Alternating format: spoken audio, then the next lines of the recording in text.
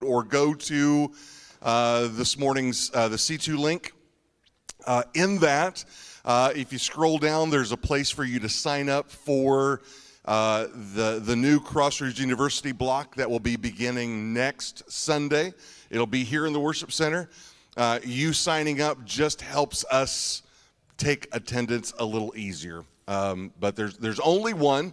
But we're talking, the title is Walking Worthy, Purity and Holiness in Daily Living. And so take a moment and check that out. Also, it's the new year. We are really close, just a couple of months away from our Men's Warrior Weekend. So there is a link there also for you to go and get signed up. I think we are half full. I think we can bed 40. Any person that registers after 40 have registered, you're welcome to come, but you will be in a sleeping bag or a cot on the floor. But you're welcome to join us. But yeah, I think we are half full. I think there's 20 registered, so make sure and get registered for the Men's Warrior Weekend, the first weekend in March. All right, so we have been looking forward to this for several months.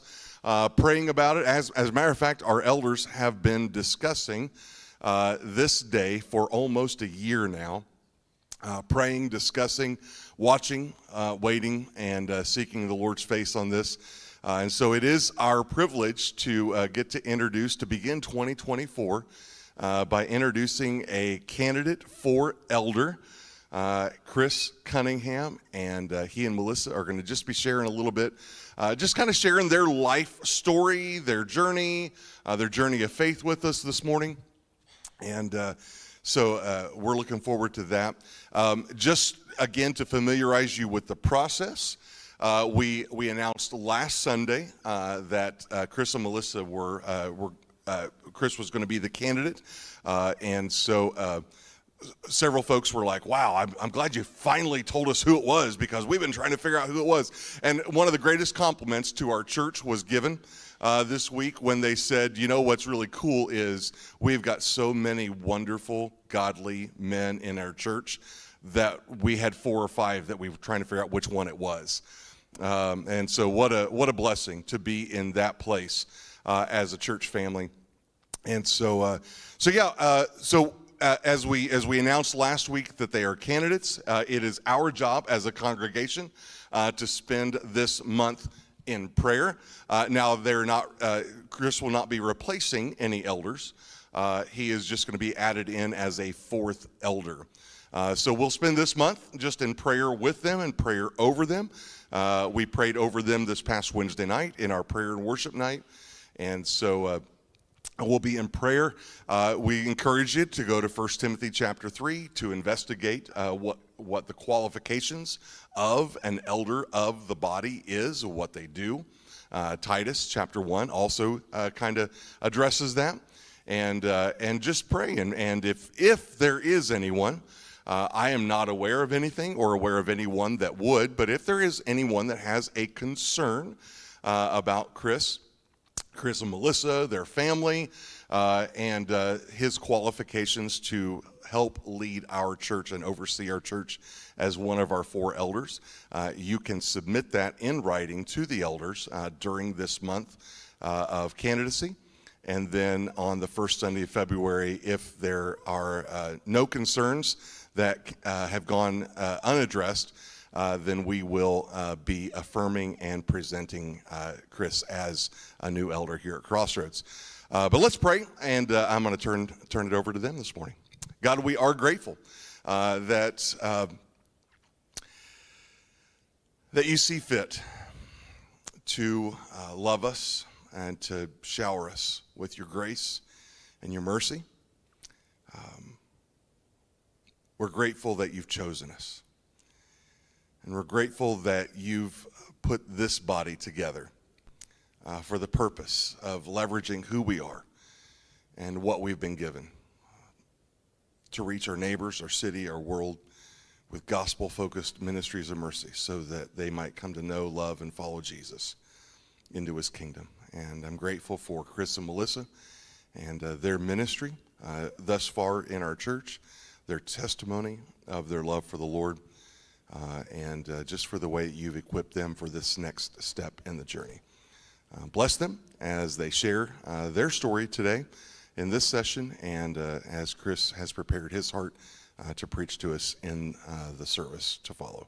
We pray it all in the name of Jesus. Amen. All right. So, good morning. I don't really know how to start this. I'm really ringing deep down here. Sorry, I know my voice is not quite that deep. I do have a real lightsaber that goes with that, by the way. So I'm Chris, if you don't know me already, and this is Melissa. And Melissa, you want to introduce our kids? Yes, so we have 3 children. Jonathan is, Kayla's our oldest. Kayla can stand up and wave, just in case everyone doesn't know who all our kids are. Jonathan is our second one. Kayla is a elementary music teacher in Lone Jack. And Jonathan is still at school in Bolivar, so you see him around here occasionally, but he doesn't come home very often. He's having a great time. And then our youngest is Alex over here, stand up and wave. So I told Alex this last night, I said, I'm going to introduce you as my son because I hear a lot, oh, you're Alex's parents. I'm like, yes, he's mine. I'll claim him. So those are our kids. So I thought what we'd do this morning is, first off, share a little about our experience with Christ as far as starting our relationships and developing that relationship to the point that it is now. Share a little bit about, maybe a little bit more than a little bit, about our ministry experience as far as what we've went through over the last 2.5 decades together. So we're a quarter of a century and +1 together, and as far as what that has looked like. And finish off looking at a little bit of kind of who we are today and some questions and answers. So, Melissa, you want to start off with your testimony? Sure. Okay. So this is a little difficult for me. I'm a little nervous. I'm definitely an extrovert, and I'm a talker, and I love to talk. But talking about myself is not always what I really like to talk about. So, my dad is a preacher, so I grew up as a preacher's kid in a Christian household.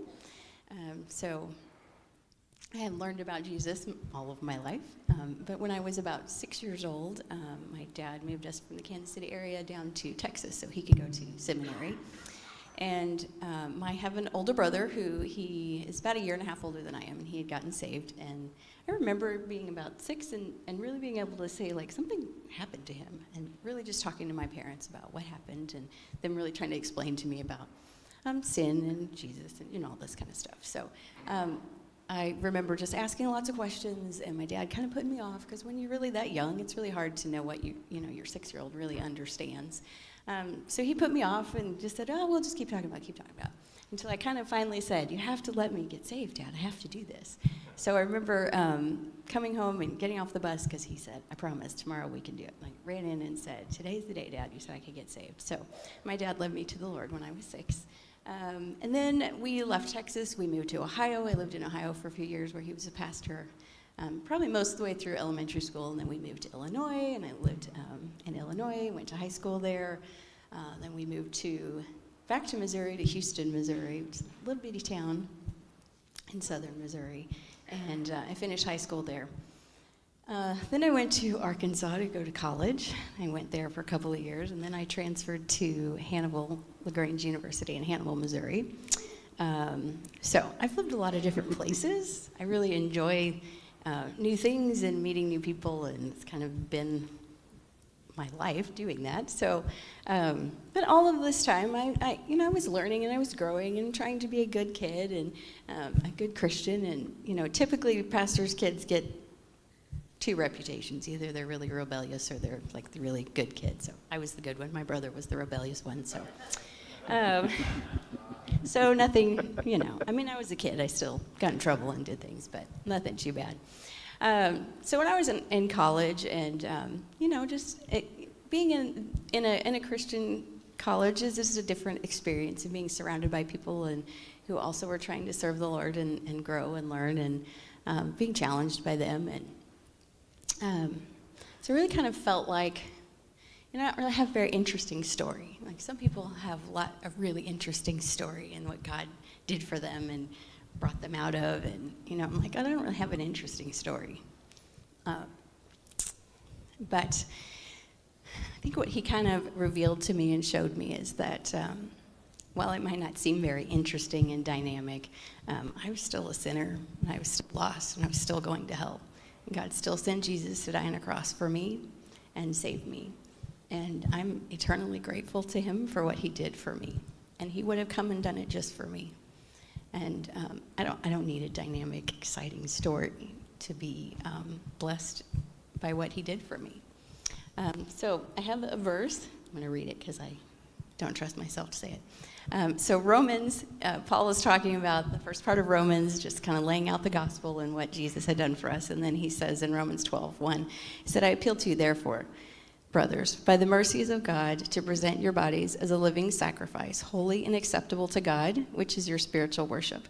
Do not be conformed to this world, but be transformed by the renewal of your mind, that by testing you may discern what is the will of God, what is good, acceptable, and perfect. And I think that has just kind of been my goal, probably since college, that my life is my worship, or my, I just lost the word. Anyway, what my goal is to do is to obey God and to offer myself as a living sacrifice, and to be transformed by him, that this isn't just a thing I did that's done. It is a lifelong process of transformation and growth and learning, and I love to learn and read, and I'm constantly learning, and I'm certainly not perfect, and I still have lots of things to learn and to do, but that has kind of been my path and my goal, and it pretty much affects all of the things that I do and how I approach my life. So, okay, your turn. So, I was not the good one. I was not the rule follower. So I didn't experience a relationship with Christ till I was 15. So my parents didn't go to church anywhere. So growing up, I would go to church with my grandma. And I distinctly remember, and I was probably second or third grade, that I told my grandma I don't want to ever go back to church. And she was like, why? And I said, because the Sunday school teacher yelled at me and told me that I was not a good person because I forgot my crayons. And I still can remember that. I mean, she probably didn't yell at me, but she made me feel horrible because I forgot my crayons. And I told my grandma, I don't ever want to go back. And in fact, the next Sunday when my grandma was going to take me, I hid in the house. I'm like, maybe if I hide, they'll forget I was here. Because, you know, that's how it works, right? So fast forward to about 7th grade, and a friend of mine invited me to go to church. It was Emmanuel Baptist Church in Independence on 23rd and Main Street. And he invited me, and I'm like, it's church. You know, my memory was, I got to bring crayons. I mean, I'm not going to get yelled at again. And he said, no. He's like, it's a youth group. I'm like, what's a youth group? And he's like, it's really cool. There are 18 girls and 2 boys. And I'm like, bet, I'm going.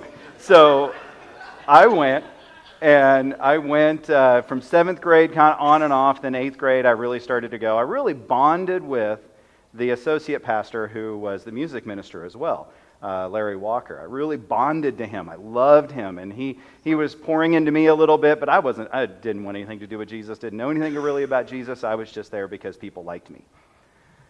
Well, then they hired a real youth pastor, Doug Aldridge. And he came along, and I hated him.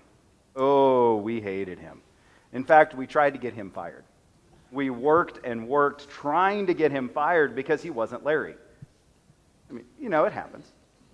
Well, then one Sunday night, my freshman year, I had been struggling, fighting because I felt I needed, and this is traditional Baptist church, mind you, I needed to go down and go forward and get saved. But I'm like, no, I'm not. So I tried. I'm like, well, I'll just do it at home. But then we'd go to church the next Sunday, and it was like, I need to go down. I'm like, no. Okay. So I went home, and I'm like, I'm going to go on a walk, and maybe that'll fix it. And I was fine. Monday, Tuesday, Wednesday, and then church came Sunday, and it's like, again, I need to go down. Well, it was Sunday night. My youth pastor was preaching. And mind you, I still wanted to get him fired. Nothing had changed in that regard. I went forward, and I'm like, I gave up. I'm like, I need to go take care of this. So I went forward, and he led me to Christ. And of course, being the traditional Baptist way, what you do is when someone gets saved, I'm blubbering, I'm crying, just tears running everywhere. They bring you up front and present you to the church, and then the entire church comes down and says, oh, we're so happy. And I'm like, oh, yeah. And I'm crying. And then once I get fully under control again, aren't you glad we don't do that here? So once I get myself under control, Doug looks at me and says, Monday morning, 4 o'clock, my office. And this is the man I wanted to get fired. And he looked at me and he said, Monday morning or Monday afternoon, 4 o'clock, my office. So I came Monday afternoon, 4 o'clock, his office, and that started over a year of every week discipleship. For those of you who have been around the church for a while, Survival Kit 1, Survival Kit 2, Survival Kit 3, Basics for a New Baptist, and started Master's Plan, I think is what it was called. So those were all different studies, and had you memorizing verses, kind of teaching you what it is that a follower of Christ is supposed to do. And that really showed me something very important. And that was a man that I had worked to get fired was loving enough that when I came to Christ, he saw that the old had passed away and something new was born in me. And he came alongside. He put aside what he thought of me. And he also embraced me as a new brother. So after that, I did all kinds of things, which we'll talk about in a little bit, as far as summer missions and so forth with Doug, and then after he left. But we're going to get there, buddy. So, Melissa, do you want to tell how we met and got married, or do you want me to? Well, should we ask them? Do you want the serious or the funny? I know, he tells it better. Okay, so... You tell everything better. Not really. We met in calculus class. It was the only thing I got out of calculus, by the way. Yes, we first day of calculus, and I guess it was afternoon because I was walking across campus, and he caught up to me. He's like, "Hey, I'm in your calculus class." I'm like, "Yeah, that's." No, that's not how it went. That's how I remember. And he said, he's like, "You want to join our calculus study group?" And I'm like, "Yeah, that'd be great," because I had just transferred there from Arkansas, so I didn't know anybody, and it was first semester. So I'm like, "Oh, that'd be great." But he didn't have a study group. I had to quickly put one together. He put one together. So then, so after that, we spent the entire semester studying together. Oh, wait a minute. He had a serious girlfriend. Yeah. We don't have to bring that one up. That's not me. So, and studying in quotes, because while I was trying to study, seriously, I don't know how many times I proved that 0 equals 0. Mm-hmm. I'd get all the way done with this page of calculations, and I'd look at it, Melissa, and I go, 0 equals 0, is that right? No. She's like, no. Okay, let me go back and look again. But really, it was me getting to know her getting to know me, and then my senior year, both of us were RAs. And her brother had to use the car because their car was broken down. So her parents were like, well, how are you going to get around because no one's at school yet? RAs have to go several weeks before to do training and all of that. And what did you tell your mom? I'm like, it's fine. Chris will take me anywhere I want to go. And of course, her mom's like... She's like, excuse me? Who's that? So it was about October, and I decided that the girl I was dating probably wasn't the one I should be with. So I broke up with her in October in the hopes that Melissa would go out with me. I had no idea if she would, but I was like, I got to roll the dice and see what happens. So I broke up with her, and then in December 23rd was our first date. Oh, January. Or January 23rd, yeah. So January 23rd was our first date, and it's really funny is we went to a play a few days before to see one of our friends, and we're all, we're sitting up in the upper, what a balcony area, and we're laughing and joking and, just kidding around, having, just making fun of the play, typical college kids. Then a few days later, when we were on the actual date, we go to Applebee's and we sit down, and it was awkward silence. We're both like, hi. Hi, how was your day? And just this very awkwardness, because we had changed the label of who we were. We were no longer friends. Now we were on a date. And then, of course, she showed me her idea of a date. When we went to get the tickets, she said, 2 tickets, please. And then they said, okay. And then she walks off. I'm like, oh, well, I guess I'm paying. This is an official date. So yeah, and I don't even remember when we actually started talking about marriage, but it was like within a month and a half or so. And honestly, I do not ever remember asking her to marry me. What? I do. Okay, well, I don't. I just remember us always talking about, when we get married, when we have kids, when we do this, when we do that. And the only time I really officially asked was whenever we got the ring. And that was when I officially asked. But I don't remember before then. You did. Okay, I'm glad I did. Because otherwise that would be awkward. So since then, we got married January 3rd, 1998. And what's really funny is I told all my friends that it was January 2nd, which was the rehearsal. So Melissa is coming out of the rehearsal. I had already left. And here comes my friends all dressed to the nines for a wedding with presents. And she's like, what are you doing here? And they're like, well, Chris said it was the 2nd. And she's like, no, it's the 3rd. Yeah. I have not changed. Yeah. She is my calendar person. I never can remember anything what's happening.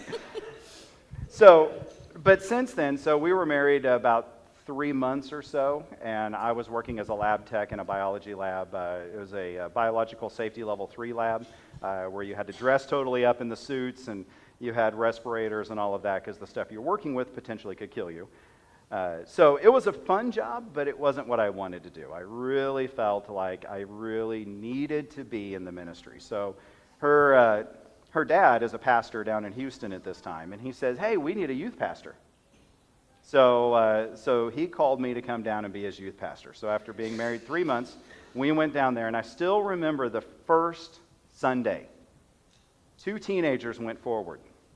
Now, mind you, at this point, I had only been a summer missionary with Emmanuel, which involved running a basketball program, and we had about 30 or 40 kids that would come out and play basketball every Thursday night. And that was the extent of my ministry.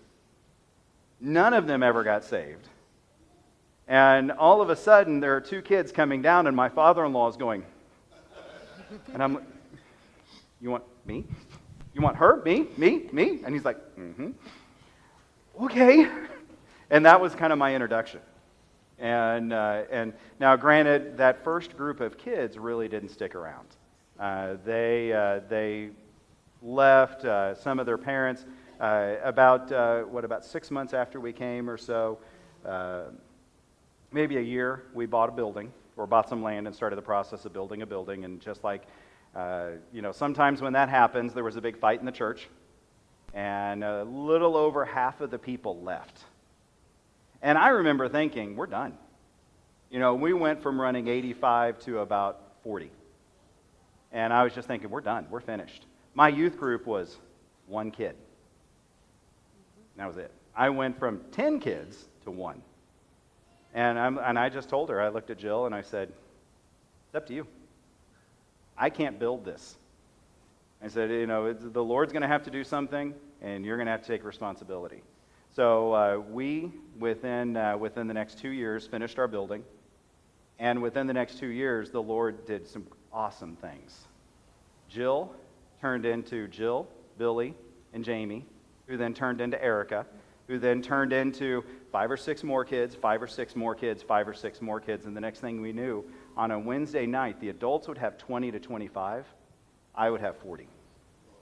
And I preached to the kids. I mean, every Wednesday night, I would preach. And I would preach a sermon. We would see kids getting saved. When we did a lock-in, it was, 70? So 70 to 80 kids on a lock-in. We had the police called on us multiple times. The neighbor had a dog pen, and So we were in the county. The county line was right at the property line of our church. So our neighbor was in the city. We were in the county. And her dogs would bark, bark, bark all night long. She would call the police on us. The police would come and just say, we can't do anything. And quite honestly, you guys aren't doing anything anyway to really warrant. And he's like, Texas County is the biggest county in the state. And he said, by the way, the sheriff's all the way in the other corner of the county. He won't be back till about 2 or 3 hours. So, just don't intentionally bug her and we'll be fine. But it was great. So out of that, Jill, she now has a podcast where she ministers to young married women. She's been through a lot of other issues as well. I have a couple that are in kind of an amateur Christian worship group and kind of singing in that. So out of that group, just kind of keeping track, it's pretty awesome to see. But then God brought us up here. So I was youth pastor for 5 years. Hold on. And then I was pastor for 2. And I'm getting there. So pastor for 2. And then I just decided, you know what? God is really leading me out of southern Missouri. Southern Missouri is gorgeous. It's pretty. There's no money. And we were so in debt by the time we left. So we sold our house. We moved in with her parents, and we stayed there for 3 years? 2 or 3 years. And my father-in-law was pastor at the time at Calvary Baptist in Northern Independence. So we helped them out for a little while, which is where I became a deacon for the first time. So, youth pastor, deacon. I was deacon for a month, and then they fired my father-in-law. So that was a fun deacon's meeting. I actually went to my first deacon's meeting when they fired him. And I'm like, this is crazy. So then he started another church, Grace, and if you're kind of keeping track, my father-in-law has been my pastor for 24 years. So he really was our pastor from the time we got married up until about 2 years ago when we came here. But we served with him at Grace for several locations. And am I forgetting anything? So there I worked with mainly mentoring. So the main thing, looking back at my journey, mentoring has been my number one focus. Because when I first got saved, like I told you, Doug stepped forward and said, Monday afternoon, 4 o'clock, every Monday. I remember one Monday I said, Doug, my friends are all going to Worlds of Fun. Can we meet Tuesday? And he said, no. It's like, our meeting is 4 o'clock on Monday. But my friends are going to Worlds of Fun. Can I meet Tuesday? He's like, no. I will be here and so will you. Oh, I was furious. I came there. I was so mad, and we did that Bible study and everything. But looking back, what he showed me was, this is important. This is what's important. Your friends, this was in the summer. We were off during the summer. He's like, your friends can go to Worlds of Fun anytime they want. But this is our time. This is when we meet. But then another man poured into me as well. So Gary Roberts, he really showed me what it looks like to be a Christian man. So where Doug showed me Scripture, Gary showed me a lot of application. I remember one time we worked at a food pantry, or a warehouse that delivered food to food pantries. And we were driving on I-70 under Bartle Hall. You know that nasty interchange under there? He blew a tire. We had frozen food in the back of the pickup. We blew a tire. He pulls over, and I'm upset. I'm like, Gary, we got frozen food. What are we going to do? We're in a dangerous spot. He gets out. First off, he gets out of the car under there and walks around to look at the tire without minding traffic whatsoever. And he's like, well, Lord, your tire's flat. I have food here that's going to people who use this food to tell others about you. So this is your food, this is your truck, this is your tire. What are we going to do, Lord? And he just sat there and prayed. Calmly. I had never seen that. And I looked at him and I'm like, I was 17. I don't want to do the math on how long ago that was. But that lesson stuck with me. And he taught me a lot of other things as well about being a godly man. Then, of course, after him, so after Gary, my father-in-law was another mentor. And I still remember whenever I was first his youth pastor, and I told him, I was like, well, I got to go see my parents this weekend, so I'm going to use some of my vacation to go. And he's like, oh, man, and he was telling me all the work that had to be done over the weekend. And I just looked at him and I said, that stinks to be you. To my boss, the pastor of the church. So after 15 minutes of discussion, I was in tears, feeling horrible, and he's like, oh no, you can still go. In fact, you are going to go. I just want you to understand the responsibility that's here. And after that, it was like, oh, this job is serious. This ministry thing that I'm doing here, this is not just playing with kids. This is serious. And he's the one that really invested in me and taught me how to teach, taught me how to speak, taught me how to process complex theological issues and bring them down to a point that can easily be understood. So he's the one that did that. So each one of these men took time out of their lives to teach me. So that's why with me, mentoring is so important, because mentoring is a time when I can, if you will, do what Jesus did with his 12 and follow my Lord. So that's why that is so important to me. And that's really been the focus of what the two of us have done. So you want to talk a little more about some of our other passions? Can you see the, where are we at? We're on number 6. Am I doing this? Yeah. So I think for us, for sure, it started with our kids. I don't know if it started, but with our teenagers. But our 3 kids and how we decided to raise them, kind of approach that, was definitely through this idea of discipleship. That, our number one goal for our kids was to raise them to love Jesus and to follow the Lord. So I told Kayla, I'm going to tell a story on her. So when she was about 14, I was, 14-year-old girl, and giving her some advice, and she rolls her eyes at me like only a 14-year-old girl can and says, Mom, why do you always bring the Bible into everything? I thought, because it's important. Because we truly believe that that's where our answers are, and that's where we go for things. So we have been very involved in our kids and discipling them, and I've kind of felt like, actually recently, like, oh my goodness, my kids are growing. I'm going to have to find somebody else now to pour into and bug them all the time. So, yeah, that's true. But when Daryl was talking last week about, kicking the dust up on them, like, oh, my dust is all over my children. Like, they can't get away from hearing what I've said to them and the things that we've taught them. So that's really, really important to start with your kids and in your home. And yeah, they were not easy children, by the way. They're pretty good right now, and they look good, but somebody had said, oh, Kayla, she's so sweet, she must have been easy. No. She was not. All 3 of our kids are stubborn, strong-willed kids. Yeah, they were rough, but a lot So we used to laugh that there was 2 Kaylas. There was the Kayla that you guys know, and then there was the Kayla when she was upset. And, if you've ever seen The Exorcist, we just waited for her head to start spinning around when she was upset. We would videotape it and show her later and say, honey, this is you. Yeah. I She's told like, her one no, time, it's not. I'm like, go back to your room and find the other Kayla yeah, and come back and talk to me. Yeah. Anyway.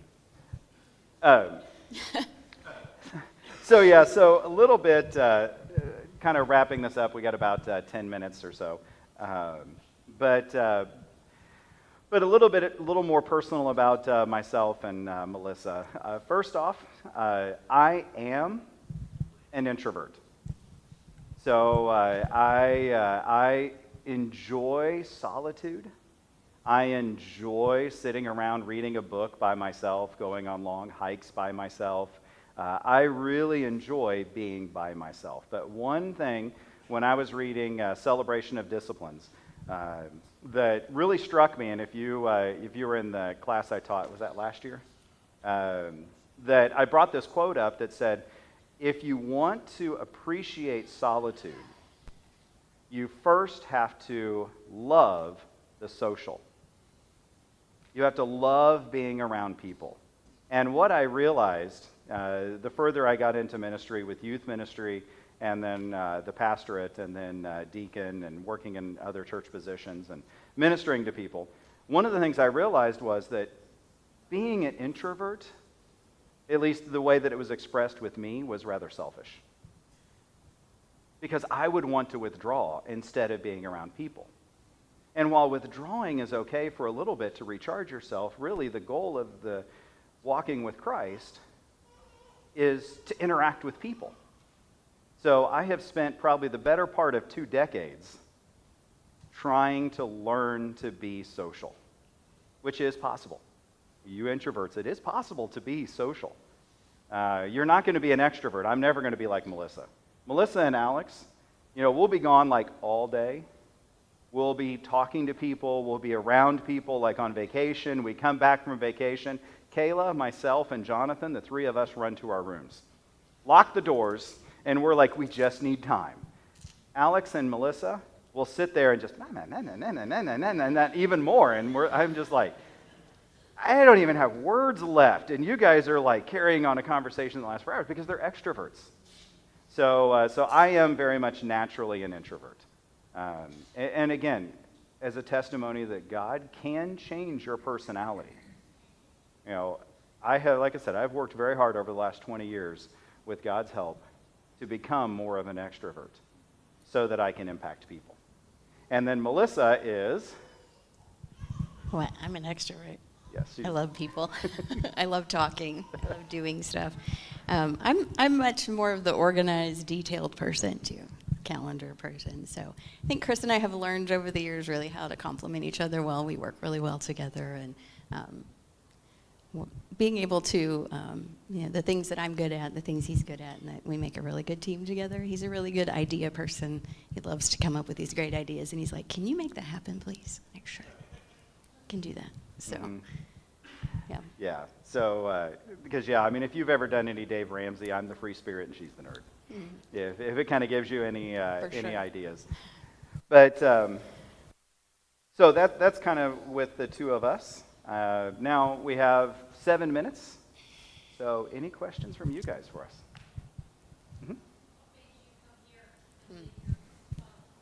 So, for me, I was feeling like my ministry there was done. I've always seen that God has called us to a situation, not necessarily, at least in my case, not necessarily a lifelong call. So like I was called to minister to that group of teenagers in Houston at that time. I was not called to be their permanent minister. And then I was called up here. At the time, I had no idea why. Then I realized, it was to help my father-in-law. But then about the last 3 years we were there, I felt like God was calling me away, that I had done everything I could do at that church, and that it was time to move on to another place. So for me, that was kind of what it was like. It was like, I'm done. I'm done here. For Melissa, it took a little more convincing, but because it was about a 3-year process for us. But because, again, I didn't want to drag her away before she was ready. So it was a lot of prayer for me and talking and prayer and talking until both of us came to the conclusion that, yes, it's time to go. So it wasn't out of anger. In fact, I've preached back there one other time since I've left. I still talk to a lot of the guys there. So there's no animosity. There's nothing like that. My father-in-law was hurt. He mourned for a year. And probably is still mourning. I don't know. He's still not happy. So yeah, it wasn't because of any issue. It was time. We'd been with him for 24 years, and learned everything we could, did everything we could, and it was just time. Time to spread our wings and fly, I guess you could say. All right. Any other questions? Oh yeah, go ahead. Oh, yeah, we forgot to didn't say say that. anything about that. We So- just do that to make money, pay the bills. We're actually both middle school teachers. So he teaches science and I teach math. We both teach at Pleasantly Middle School in Lee Summit. So I've been there 16 years. This is his second year at that building. So he's actually done lots of different kinds of teaching. You can tell. Yeah, I got interviewed by the kids, and they asked me, so what jobs have you had other than teaching? I'm like, okay, you better get a notebook ready. Because I've worked at a level 2 biological safety lab, so a BSL-2, or BSL-3, sorry, it was a 3, working with microbiology. I've been a youth pastor, I've been a pastor, I've been a summer missionary, I've owned a web design business. That lasted 2 years. Let's see, I've taught computer networking for 15 years. I've taught at an alternative school for a year, which are the kids that, can't make it in the normal school. I've taught high school, anatomy, physiology, biology, and applied science. And now I'm teaching middle school science. So I don't know, that's 10. Melissa told me I'm not allowed to change anymore, that I got to stay here till I retire. Any other questions? Yes.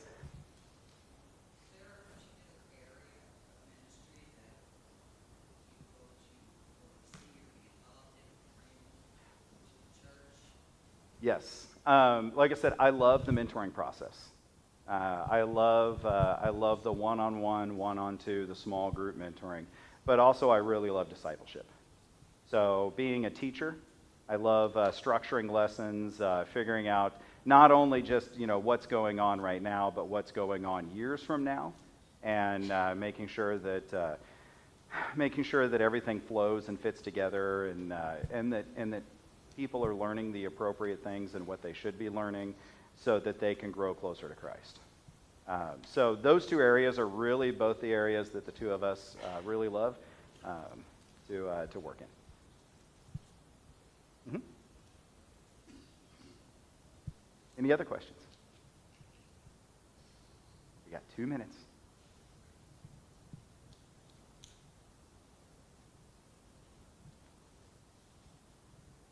Remember, we teach middle school. Staring at a room full of people, it does not make us uncomfortable. We're good with wait time. Yes.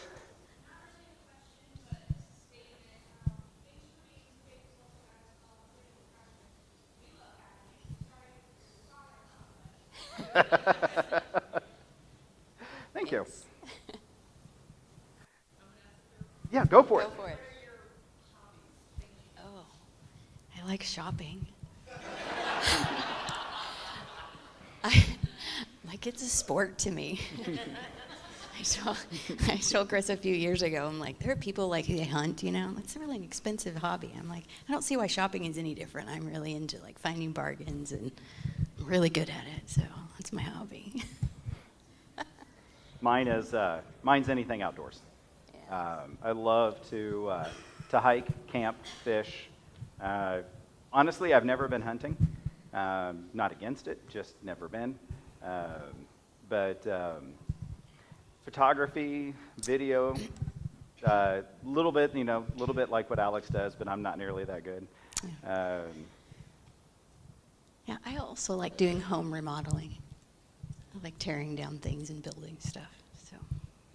Yeah, on that note, what ministries here at Crossroads are you involved in or have been involved in your 2 years that you've been here? You want to start or you want me to? You start. Trying to remember. Do you have your list? I don't know. All right. Well, on that note, I helped redo the kitchen down the stairs. I think that was my first big thing I did here. That was so much fun.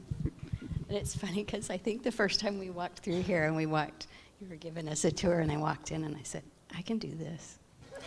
Chris is like, what? I'm like, no, I can fix that. I just like that kind of thing. But anyway, what else? I've been involved in VBS. I was the director of VBS last year, and I work with guest relations. And yeah, we've taught some class on Crossroads University. You've done more than I have the teaching, but You also do the Sunday lunches. oh yeah, I organize the Sunday lunches. So if you haven't signed up for that, you should do that. They're a lot of fun. So I've taught twice. We've taught twice on Crossroads University. I've taught once, and then we did a parenting class together. I mentor a couple of guys in the church. We're wrapping up, maybe, Genesis on Tuesday night. We're still almost done. So I've been teaching that for the last year plus. Of course, the big thing I do is trail life. So I am the troop master for the troop and trail life. So which means I get to oversee both the Woodlands Trail and the younger kids and the middle school, high school kids, kind of oversee both of those programs. So that's probably the biggest one that I do. Yeah, I also have a mentor, and I organize activities for the Zennial group, Xennial group. Yes, the Zennials are awesome. Yeah. So I think that's it. That's it. Oh, teacher group. Teacher Oh, group. yeah. Yes, we do have. We haven't met because this year at school they decided they really like me and want me around 24/7. So we haven't met with our teacher group, but we do a teacher prayer group that we're probably going to get started back up here in February, where we spend time with just teachers, praying for teacher issues because teachers have a unique set of issues. All right, so we are out of time. So it's, yeah. When a teacher comes and says, I have a kid with an IEP that does this, and everyone's like, okay, we'll pray for you. But another teacher's like, oh, come here. Yeah, I'll give you a big hug. I fully get it. All right, so we'll close with prayer, and then you guys we have just a few minutes. So Lord, thank you for an opportunity this morning to allow us to share. And Lord, we just pray that as we go into service this morning, that we'll spend some time with our hearts open, our ears and our minds humble, so that we can hear what it is you have to say, and that we can worship you. In Jesus' name, amen. Thank you.